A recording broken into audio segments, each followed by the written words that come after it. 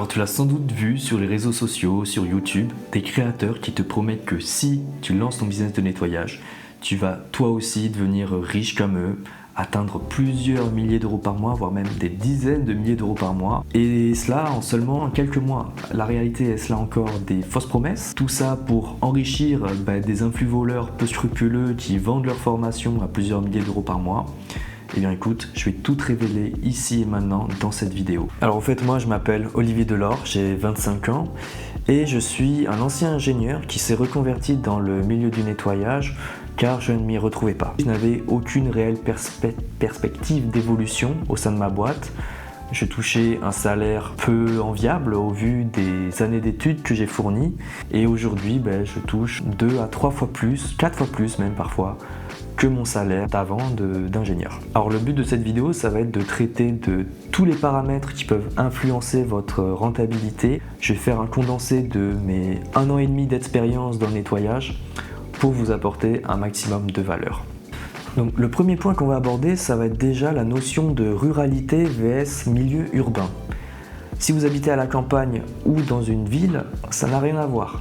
Je m'explique, à la campagne, dans un milieu rural, vous allez avoir principalement une clientèle particulière, vous allez avoir des petits commerces, mais vous allez être vraiment loin du dynamisme que peut vous apporter une petite ville à une grande métropole. Tout simplement, les grosses entreprises, les groupes, ils ont une enveloppe budgétaire, ils ont beaucoup plus de budget à allouer dans un bon service de nettoyage qui représente pour eux des petites clopinettes comparées à leur chiffre d'affaires mensuel et annuel. A contrario, le particulier, il ne va pas gagner le chiffre d'affaires d'un grand groupe. Et les petits commerces, de plus en plus aujourd'hui, ils sont mis en difficulté, donc c'est tout pareil. Réfléchissez, si vous êtes dans un milieu rural, regardez si vous faites du benchmark, regardez s'il y a vraiment une présence d'entreprises de nettoyage. S'il n'y a aucune entreprise de nettoyage, il y a peut-être une carte à jouer. Bon, s'il y en a énormément aussi, ça veut dire qu'il y a peut-être effectivement un besoin. En tout cas, allez au contact des commerçants, faites une analyse de votre milieu. Parce que voilà, il ne faut pas vous tromper. Si vous êtes dans une petite ville, à une grande métropole, il n'y a pas de question à se poser, il y aura du travail pour vous. Ensuite, toujours sur l'environnement, sur votre localisation, vous allez avoir une grande différence entre si vous lancez votre business, disons, dans la région, sur la Côte d'Azur, qui est un milieu assez aisé, où les gens ils ont de l'argent, comparé à la diagonale du vide. Vraiment, je vous assure, ça n'a rien à voir.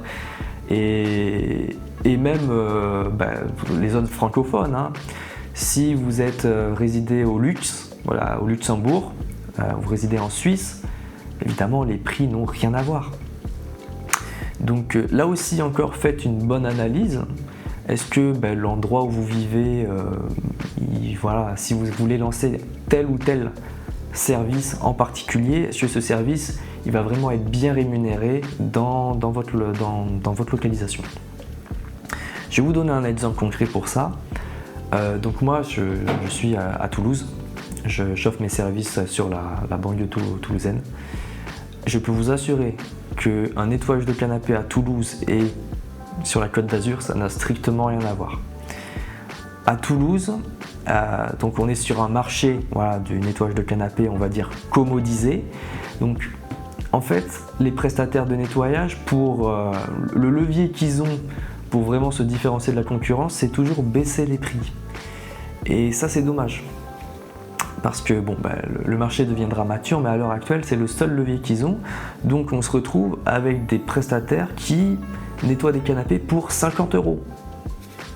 50 €.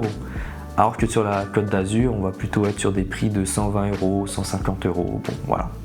Évidemment, il y a tout le temps des exceptions, mais c'est un ordre de grandeur que je vous donne. Donc voilà, rural, urbain, région riche, dynamique et région pas du tout dynamique. Deuxième point, ça va être, il faut faire attention si vous voulez garder une bonne rentabilité à la saisonnalité. Vous avez des services qui sont très saisonniers, notamment le nettoyage de piscine, par exemple. Il n'y a pas plus. Là, c'est l'exemple qui me vient, il est très saisonnier celui-là. Mais aussi des services qui sont un peu plus généralisés, comme le nettoyage de vitres. Attention, parce que si vous avez une clientèle que de particuliers et que vous faites du nettoyage de vitres, attention, parce qu'en période d'hiver, vous allez avoir un gros creux. Mais par contre, si vous choisissez des clients, si vous faites du B2B, donc vous travaillez pour des professionnels, là vous pouvez contractualiser vos passages de nettoyage de vitrine par exemple, et là que ce soit été comme hiver, vous aurez toujours le même afflux de trésorerie. Donc faites bien attention à ça. Est-ce que vous vous trouvez aussi dans un endroit avec une certaine saisonnalité? Un autre paramètre, ça va être tout ce qui est, on va dire, fiscalité. Et on va pas trop rentrer dans le détail, mais simplement, on va parler des statuts juridiques, notamment auto-entreprise versus société. Une auto-entreprise, c'est une entreprise individuelle. Donc, pour la faire simple, c'est-à-dire que tout ce que vous gagnez, tout ce que vous facturez à vos clients, ça revient dans vos poches personnelles. Si vous travaillez sous un statut de société, donc ça peut être SAS, SARL, là tout ce que vous gagnez, ça vient dans les poches de la société. Donc si vous voulez que l'argent revienne dans vos poches, il faut que vous vous attribuiez un salaire. C'est que vous allez avoir beaucoup de charges sur ce salaire. Alors que auto-entreprise, vous gagnez votre argent, il est à vous. Point barre. Vous allez simplement payer de l'URSSAF, voilà, vous allez taxer dessus, mais c'est tout. Et si vous optez pour créer un business de nettoyage avec une société, en fait vous allez vivre sur le dos de votre société. C'est-à-dire il y a des restos que vous allez passer sur la société, votre dernier téléphone vous allez le passer sur les frais de la société, etc. Enfin en fait ça change toute la dynamique, ça complexifie beaucoup les choses, notamment vous allez devoir payer un comptable tous les mois qui va gérer votre comptabilité. Ça complique énormément les choses. Si vous vous lancez, il faut que vous optez pour une auto-entreprise, typiquement. Et en plus, vous allez, la première année, si je ne dis pas de bêtises, vous êtes à 11% d'URSSAF. Si vous cochez toutes les cases, il y a des critères. Et la deuxième année, toujours en auto, vous payez du coup de l'ordre de 22-23% d'URSSAF. Donc la première année, vraiment, c'est très bien. Vous pouvez être très très rentable, il faut en profiter. Ce qui n'est pas forcément le cas si vous optez pour une société. Autre paramètre, ça va être tout ce qui est charges. Dans un business de nettoyage, les charges, c'est un gros avantage. Vous en avez quasiment pas. Les produits de nettoyage, ça coûte pas très cher comparé à ce que vous facturez aux clients. Les machines, le matériel, c'est aussi vite amorti. Si vous prenez de la bonne qualité, ça dure dans le temps. Et même, il y a des machines qui sont souvent réparables. Donc ça, c'est très bien. Le seul problème, c'est que si vous commencez à vouloir louer un local, et si vous commencez à vouloir acheter la dernière camionnette Peugeot Partner, attention de ne pas vous foutre dans la merde. Je vous rappelle que si vous êtes en auto-entreprise, vous ne pouvez pas déduire les charges, vous êtes imposé sur votre chiffre d'affaires. Donc tout ça, si vous optez pour un local, pour une camionnette, ce que là encore je déconseille formellement si vous voulez vous lancer, mais si vous voulez quand même opter pour ça, il faut passer en société. Voilà. Mais vraiment encore une fois, allez au plus simple. Pas besoin de local, même moi, j'ai pas du tout de local. J'utilise encore ma vieille citadine, c'est une Hyundai Getz toute déglinguée, ça fait largement l'affaire. Et vous mettez à la limite un petit logo floqué de votre entreprise sur votre véhicule, ça reste pro, voilà, pas besoin de se prendre la tête. Autre point qui va impacter votre rentabilité, ça va être vos méthodes de prospection pour aller chercher des nouveaux clients. Si vous commencez, alors il y a des erreurs vraiment de débutants de base. Si vous lancez votre entreprise et que vous commencez à faire des flyers, laissez tomber, ça va pas marcher. Les flyers, ça marche pas, tout simplement. Ce qui peut marcher, mais ce qui n'est pas bon au début de faire, ça va être aussi tout ce qui est pub Instagram, pub Facebook, pub Google. C'est ce que j'ai fait quand j'ai lancé mon entreprise de nettoyage. Moi, j'ai commencé avec du service de nettoyage de canapé. Ce que je faisais, je créais des pubs, des créatives, que je balançais sur Meta, donc ça faisait du Facebook Ads et du Insta Ads.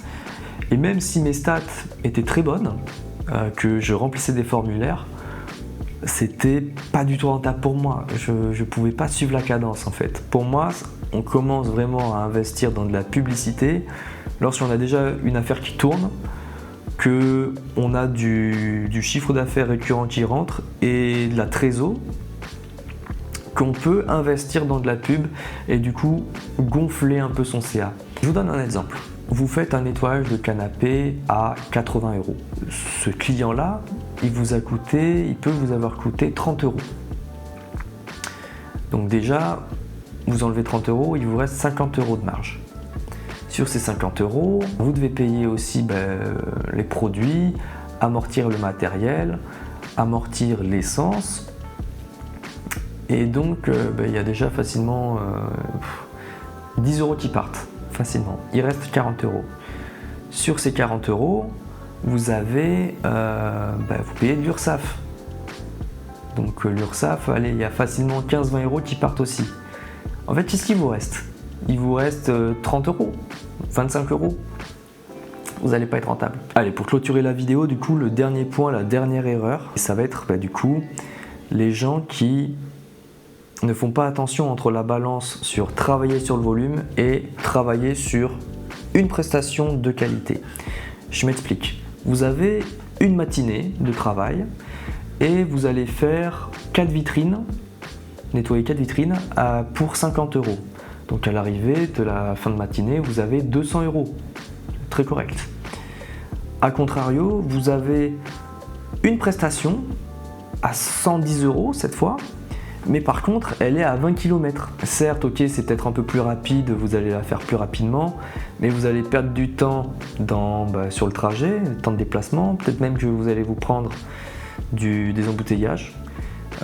Plus il y a des frais d'essence aussi qui s'appliquent. Au final, il est beaucoup plus rentable de rester sur ces petites vitrines, mais qui vous rapportent 50 € et qui accumulés deviennent 200 €. Mais ça peut être aussi le schéma inverse. C'est que si vous travaillez sur le volume mais que vos prestations sont un peu trop éloignées, là au final vous allez mettre plus de temps dans les déplacements que vraiment sur le terrain à faire de l'argent. Et moi je vous donne un exemple. Il y a 1 an et demi, quand j'ai commencé, je prospectais, je faisais du porte-à-porte chez les commerçants pour nettoyer leurs vitrines. Elles sont tellement petites ces vitrines que je ne pouvais pas prétendre à les prendre pour 50 €, c'était plus de l'ordre de 20 €. Donc pareil, il y en avait 4 comme ça que je prenais à côté de chez moi, donc ça me rapportait 60-80 € pour une matinée là aussi. Plus ça m'épuisait parce que je marchais tout à pied, je me trimballais mon matériel, etc. C'était pas pratique. Aujourd'hui, j'ai dit stop à ces nettoyages de vitrines. J'ai pris à la place une seule vitrine d'un client qui, on va dire, c'est un grand groupe, on va dire que c'est un concessionnaire auto. Et je leur prends 110 € pour du coup 1 heure de travail, allez, 1 heure et demie avec les déplacements. Je suis gagnant. J'augmente mon chiffre d'affaires, je m'épuise beaucoup moins, ça me prend beaucoup plus de temps malgré les déplacements, et aussi d'un point de vue administratif, il n'y a plus qu'une seule facture à envoyer. Donc en fait, je suis gagnant sur tous les points. Là pour le coup, j'ai bien fait de privilégier la qualité versus le volume. Donc en conclusion de cette vidéo, si oui ou non c'est rentable le business de nettoyage, moi je dirais que oui, évidemment, si vous évitez de faire toutes les erreurs que l'on vient d'aborder, vous pouvez aller chercher de très grosses rentabilités. Je vais vous donner un exemple. Moi, si je devais faire une moyenne de tous les auto-entrepreneurs qui sont autour de moi dans le business de nettoyage, ils gagnent entre 4 000 et 8 000 € par mois. Mais parce que leur business est mature. Évidemment, quand ils ont commencé, ils n'étaient pas à ces chiffres-là. Vous, si vous commencez, on va dire dans 3 mois, vous pouvez estimer à être dans les 3 000 € par mois. C'est faisable. Et en fait, chacun va y aller à son rythme, c'est-à-dire que vous pouvez avoir beaucoup de chance, vous pouvez déjà avoir un certain réseau et voilà, nettoyer les bureaux tous les soirs d'un grand groupe, ce qui peut vous rapporter 4 000 € par mois.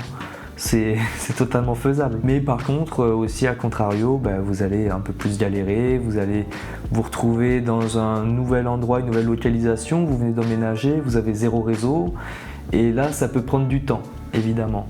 Mais à l'arrivée, gagner 8 000 € par mois dans le nettoyage, oui, c'est totalement possible. Vraiment, il n'y a pas de doute là-dessus. Tout dépend du type de service que vous avez envie de fournir.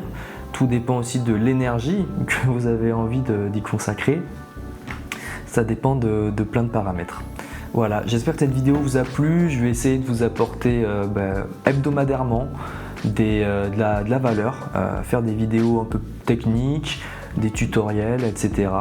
Donc n'hésitez pas à rester connecté pour visionner mes prochaines vidéos. Merci à tous, très bonne journée, très bonne soirée, ciao ciao.